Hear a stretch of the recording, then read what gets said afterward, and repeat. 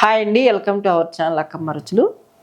మనము పొండుమిరకాయ పచ్చడి ఎలా చేసుకోవాలో చూద్దాం. అంటే నిల్వ పచ్చడి అమ్ముతున్నాను, అమ్మటానికి. మన ఛానల్లో ఆర్డర్ పెట్టిన వాళ్ళకి ఆర్డర్ పంపిస్తున్నాను, విడిగా కూడా అమ్ముతున్నాను అన్నమాట. అందుకని దీన్ని ప్రిపేర్ చేస్తున్నాను. ఇది అమ్మవాళ్ళకి ఆ టైంలో అయితే ఒక 10 కేజీలు కాయలు తీసుకుని చింతపండుతో రోకళ్ళతో దంచి ఒక జాడీలో పెట్టించేవాళ్ళు. బాగా మాగి ఉండేది. దానిని కొద్ది రోజులకు మనకు కావాలనుకున్నప్పుడు తీసుకొని రుబ్బుకునేవాళ్ళు అనమాట. ఇప్పటికప్పుడు ప్రిపేర్ చేసుకోవటానికి మొత్తం వచ్చినాయి. ఇప్పుడు ఇలా చేసుకోవచ్చు, ఏ టైంలో అయినా కానీ ప్రిపేర్ చేసుకోవచ్చు. అట్లాంటిగా వచ్చినాయి. ఇప్పుడు పడితే అప్పుడే దొరుకుతున్నాయి ఈ కాయలు కూడాను. నేనైతే వీటిని ఇప్పుడు ప్రిపేర్ చేస్తున్నాను, మీకు చూపిస్తాను, చూద్దాము. ఇదిగోండి 2 కేజీలు పొండుమిరపకాయలు తీసుకొని ఇది వరకటైతే కడిగి, మామూలుగా అయితే మిరగాయలు కడగటానికి ఇష్టపడరు, కానీ కడగాలండి. ఎందుకంటే మందులు కొడుతున్నారు, బాగా భయంకరంగా మందులు కొడుతున్నారు. నేనైతే ఎక్కువ టైం నీళ్ళలో ఉంచకూడదు, అట్లా వేసి ఇలా కడిగేసుకొని తీసి మంచి క్లాత్ మీద, కాటన్ క్లాత్ మీద వేసుకొని తుడుచుకోవాలి. ఇదిగోండి శుభ్రంగా నేను కడుక్కొని ఆరబెట్టి ఫ్యాన్ కింద ఒక 3 గంటలు ఆరబెట్టి ఇట్లా తొడిములన్నీ ఒలిసి పెట్టుకున్నాను. దీంట్లో కావాల్సింది 2 కేజీలు మిరపకాయలు కదా. ఇదిగోండి 1/2 కేజీ ఉప్పు, కొలతల్లో నేను సోల కొలతతో తీసుకున్నాను. తూకంలో వచ్చి 1/2 కేజీ అంటే 500 గ్రాములు, కొలతల్లోకి వచ్చేసరికి సోల కొలత. ఇది ఖచ్చితంగా 1/2 కేజీ పట్టుద్ది, ఎక్కువ లేదు తక్కువ లేదు. ఇదిగోండి సోల, దీన్ని వేసాను. ఒక సోలడు ఉప్పు, కేజీకి 1/2 కేజీ చింతపండు. ఇదిగోండి 1/2 కేజీ చింతపండు చక్కగా తెచ్చుకొని, ఇవన్నీ పిక్కలు ఉంటాయి, ఇట్లా పీసులు అన్నీ ఏరుకొని నేను ఇలా పెట్టాను అనమాట. 1/2 కేజీ 1/2 కేజీ చింతపండు, 500 గ్రాములు చింతపండు. గ్రాముల్లో వీటిని ఇప్పుడు ఏం చేద్దామంటే మిక్సీ పట్టుకుందాం. ఇప్పుడు సిటీల్లో రోళ్ళు ఉండవు కదా, అందుకని మిక్సీ పట్టుకుందాం. ఇవ్వండి నేను మిక్సీ పడుతున్నాను.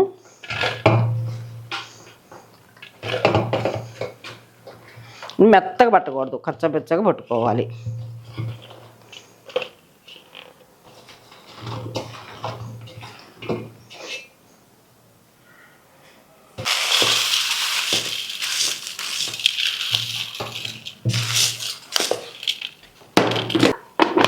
ఇదిగోండి చింతపండు ఇట్లా పెట్టేసుకుని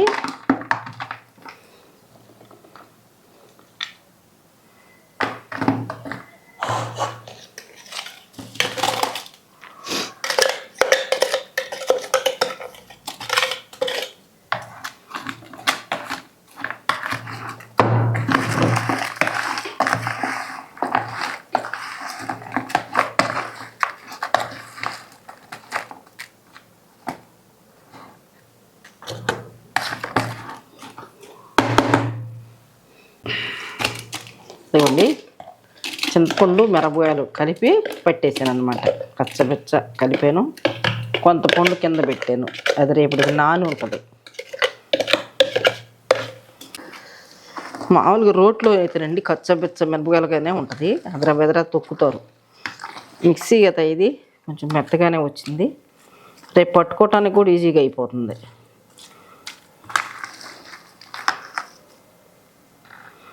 ఎక్కడన్నా పిక్కలు వస్తే ఇలాగా తీసేసుకుంటే ఇబ్బంది ఏమి ఉండదు పట్టుకునేటప్పుడు.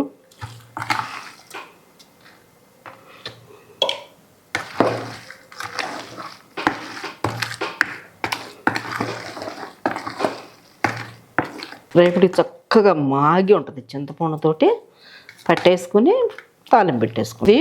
2 డేస్ ప్రాసెస్. ఇప్పుడు పెట్టుకున్నాం కదా, మామూలుగా అయితే ఒక 4-5 రోజులు నాననియొచ్చు, ఏం కాదు.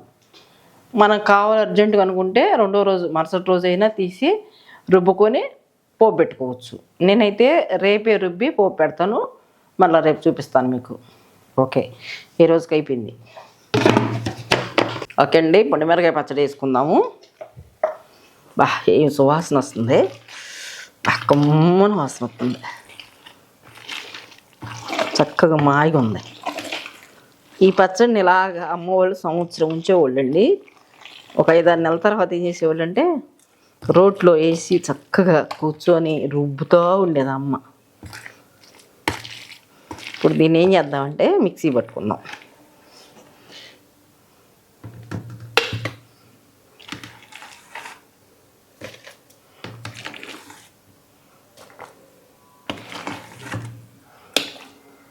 ఇదిగోండి మొత్తం ఇలాగ పట్టుకున్నాం కదా మిక్సీకి. ఈ కొంచెంలో ఎల్లుల్లిపాయలు వేసుకుని పట్టుకుందాం.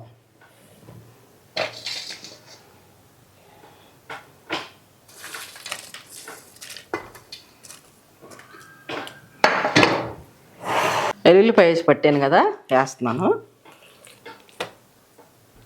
2 స్పూన్లు ఆవాలు, 2 స్పూన్లు మెంతులు వేపి లైట్గా దోరగా వేపుకొని ఇట్లా పొడి పెట్టుకున్నాను. ఈ పొడి కూడా వేస్తున్నాను.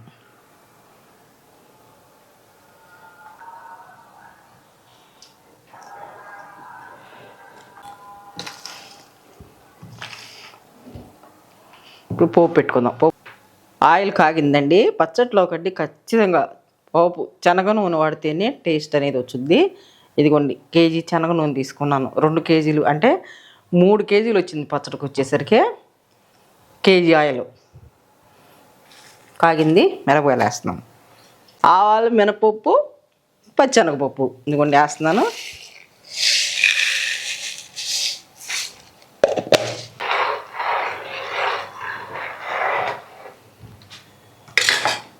జీలకర్ర వేస్తున్నాను.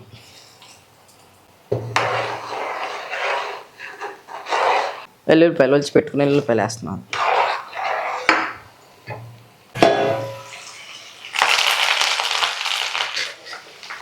ఓకే, పెట్టేస్తున్నా. అయిపోయింది. కొంచెం సేపు ఆరాక పోసుకుందాం. మీకు ఇదిగోండి పచ్చి జీలకర్ర ఒక 2 స్పూన్లు పట్టి ఇట్టా పెట్టాను. పచ్చిదే వేపకుండా వేయండి. ఆ స్మెల్, ఆ ఫ్లేవర్కి కమ్మను వాసన వచ్చింది. చాలా సూపర్ టేస్ట్ ఉంటుంది అన్నమాట. పొండుమిరపకాయల పచ్చట్లో పచ్చి జీలకర్ర వేసుకోవాలి.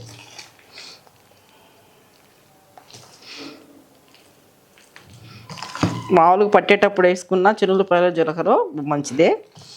లేదనుకోండి ఇట్లా పట్టేసుకున్నా సరిపోతుంది.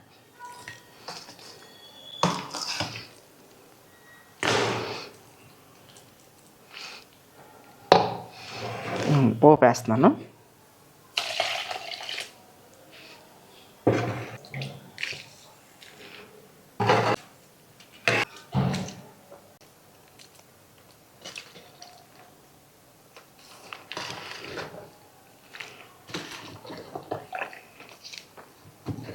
ఓకే అండి, అయిపోయింది పచ్చడి. చూసారా ఎట్లా ప్రిపేర్ అయిపోయిందో. బాగుంది, చాలా సూపర్ టేస్ట్గా ఉంది. అంత నెయ్యి వేసుకుని వేడి అన్నంలో వేసుకొని తింటేనండి సూపర్గా ఉంటుంది. సంవత్సరం గ్యారెంటీ ఇస్తానండి. సంవత్సరం పాటు కదిలీకుండా చక్కగా ఒక జాడీలో కానీ ఏదైనా ఒక గాజు చీసాలో కానీ పెట్టుకుని అలా నిల్వ చేసుకుంటే సంవత్సరం ఉంటుంది ఈ పచ్చడి. బాగుంది, చాలా బాగుంది. మీకు కూడా నచ్చినట్టయితే ఒక లైక్ చేయండి, షేర్ చేయండి, కామెంట్ చేయండి, సబ్స్క్రైబ్ చేయండి.